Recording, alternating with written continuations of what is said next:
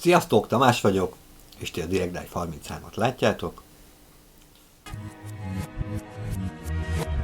But as crazy as it sounds, watch me.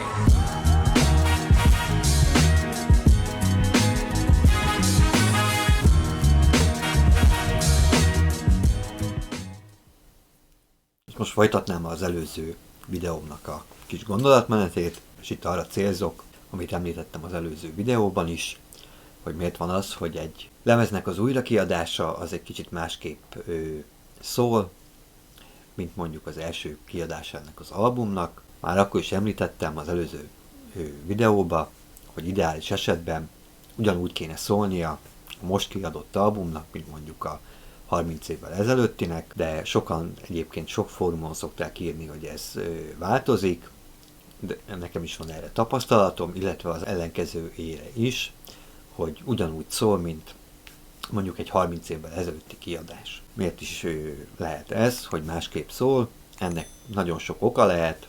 Kezdem a legrosszabbal. Például nincsen meg az eredeti mesterszallaga ennek a felvételnek. Ilyenkor, aki készíti az új mesterszallagot, vagy remastereli ezt, annak nagyon-nagyon nehéz dolga van, ugyanis valamilyen alapanyagból kell neki dolgoznia, ami lehet, hogy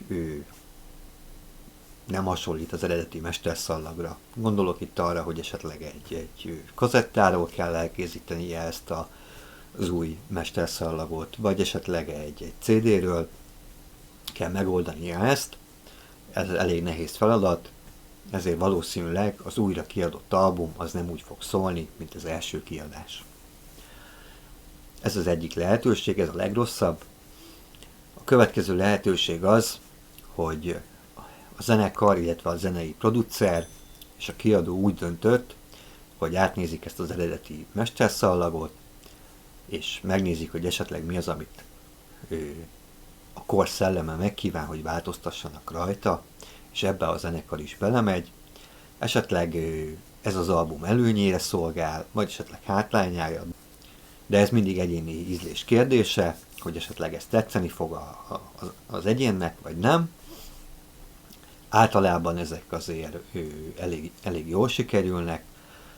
Például 30 évvel ezelőtt, mikor elkészült az első kiadása egy albumnak, akkor az ottani technikai lehetőségek nem tették lehetővé, hogy mondjuk a basszusgitár aznak a játéka, tehát a basszusgitárosnak a játéka az jobban előtérbe kerüljön, viszont a mai technikával ezt már meg tudták oldani, ezért változtattak egy kicsit ezen,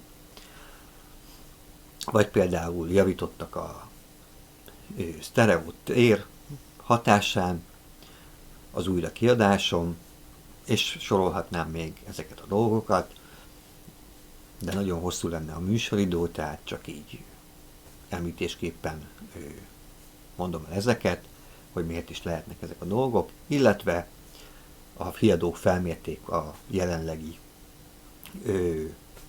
vevőkört, és úgy döntöttek, hogy az egész albumot úgy, ahogy van, digitálisan feljavítják, és a mai ízlésre formálják egy kicsit, változtattak esetleg olyan dolgokon, hogy dinamikusabban szóljon ez az album, esetleg a mély hangok jobban kijöjjenek, például a dobok, vagy a basszusgitár, mint ahogy az előbb is említettem, vagy esetleg kartosabb legyen az ének hangja az énekesnek, és még sorolhatnám az ilyen dolgokat.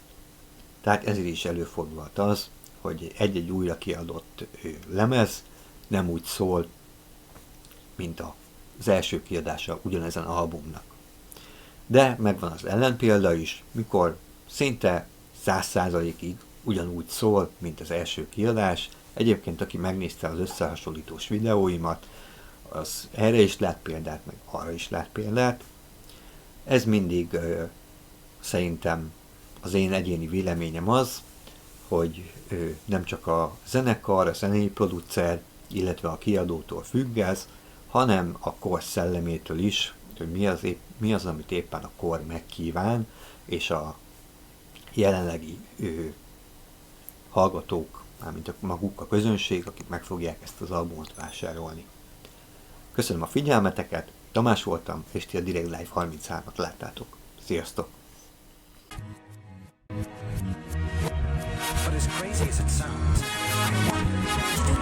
watch me.